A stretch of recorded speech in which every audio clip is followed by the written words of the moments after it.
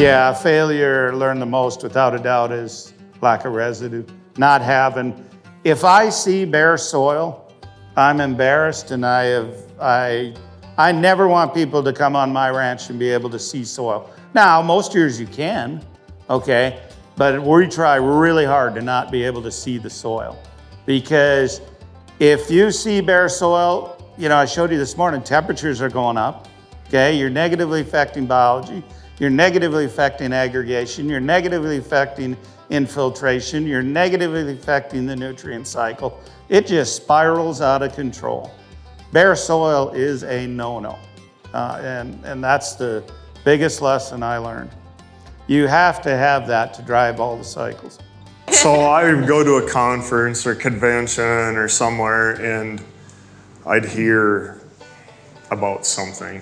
And the biggest thing I did is I'd go home and go whole hog into it without the understanding of why we were doing that practice, how it was affecting the soil, the principles that Gabe talked about this morning.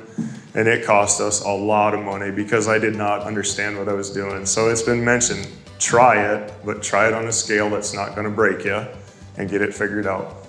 A couple of years ago, we had a low residue field that had a poor stand, and then I tried to establish rye on it, and it was dry like this fall, and it didn't establish, and it got to blowing in the wintertime, and it blew all winter long. And that was a really bad winter for me.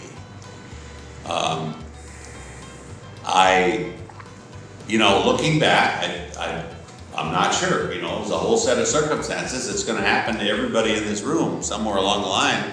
Mother Nature is gonna work against you at some point in time, and things aren't always gonna work out. So I don't know what the answer is, but I do know it's in the back of my mind now, and I changed my management thought plan a little bit to try to alleviate having a low residue situation. To the point where now I probably, before I even harvest the crop, maybe fly on some grass crop or something like that to try to get it established. So after harvest of a thin, low residue crop, I've instantly got some cover.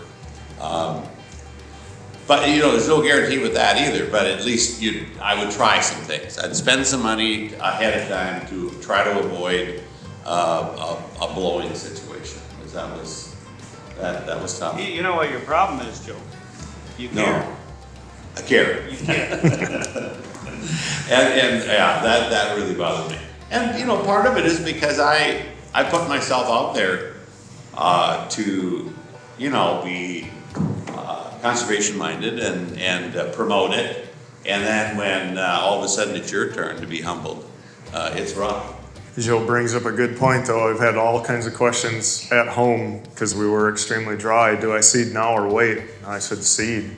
I mean, the seed's never gonna do you any good in the bag. Hopefully we catch some rains, and most of my neighbors did catch rains. I can't resist. I gotta tell this story. So, we had the drought 2011, 2012. And I'll never forget, state of North Dakota was, okay, how can we help people out in this drought and all this? And I happened to be friends with a certain commissioner, I'll put it that way. And I told him, oops, I said his name. You gotta get farmers educated as to soil health. We can't let this happen again. It's about resiliency and building resiliency in your soil. Oh, Gabe, you can't kick them when you're down. Well, last year, it was the driest year recorded, city of Bismarck. And here we are, second week in July. And I'm out there seeding cover crops. We had grazed off our fall cereals. I'm seeding cover crops, and on the radio is an interview with a certain commissioner. And the commissioner, they're asking him, well, what should farmers do now? Well, they could plant cover crops, but there's nobody that'd be doing that now. And I'm like, you stupid. I told you this 10 years ago, and you've got to start. One of the hardest things is we can't be hard on farmers and ranchers because it's hard to implement what you don't know. I've got a couple degrees in agriculture. Never did they talk to me about 6 principles, 4 ecosystem processes. I didn't learn how soil aggregate was formed, and I took soils classes. You know, I didn't know I had to learn that. But once you learn that, like Joe, it bothers you. You don't want to see your soil blowing or wash away, and you understand that's what produces you money.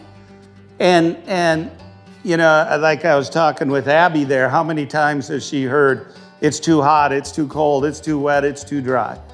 You know, when I hear that from a farmer, I said, I know what your problem is. Tonight you go home, walk into your bathroom, look in the mirror, there's your problem. Right there.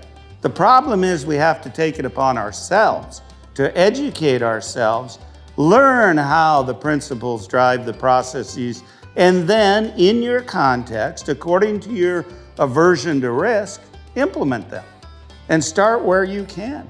You know, I work with farmers who 5 acres over the hill where nobody else can see. And then I had another farmer first year, 8,000 acres of covers first year. It makes sense to me. He's going to do it.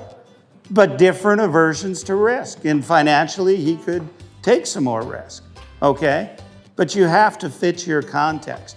But the point is, you got to do something. And I give you all credit for being here, because one of the things that frustrates me the most is when farmers and ranchers don't want to educate themselves. You heard about Abby's podcast on all the time and how good that is. You need to learn. Never, ever pass up an opportunity to learn. Gabe Brown really isn't very smart. I just know a lot of smart people, you know, and I am not embarrassed at all to steal ideas from every one of them. The behind the hill, behind the grove deal is, I couldn't believe it happened, but it happened to me. I spoke at a few events. A guy went home and tried them on a small scale like I suggested. 8 years, he called me every spring in March. And then the 8th year, he called me and he said, it's going out by the highway this year. And it's being implemented across the entire farm. I mean, that was his comfort level. It took him 8 years to actually get to the point where he was confident and sure. Tell the story about Phil. Sure. Oh, yeah. So, small rural church. Dawn and I joined it when we got married. We went to this church for 23 years. Stood in the back of the church every Sunday, visited about no-tilling. And eventually I was the one that switched to cover crops. Me and Bob would talk about no-tilling. He's the one that encouraged me to go all no-till. So Phil is standing there every Sunday listening to us for 23 years. And we closed the church. And it was shortly after we closed the church, Phil called me one day and he says, I got to come over. I got to talk to you and Dawn right now. So it took him 23 years before he decided it was time to change his farm. He was 59 years old, knew it wasn't working. And he came to the only people he knew, he came to us to get help. And what we're seeing on his farm right now is some of that data is just mind-blowing. Like Shane says, he made it intentional, not intentional-ish. He changed his farming practices, and some of the organic matters raises are some of the highest I've ever seen, what he's doing, but he's also happy farming again. The man is just on cloud 9. He just loves farming again.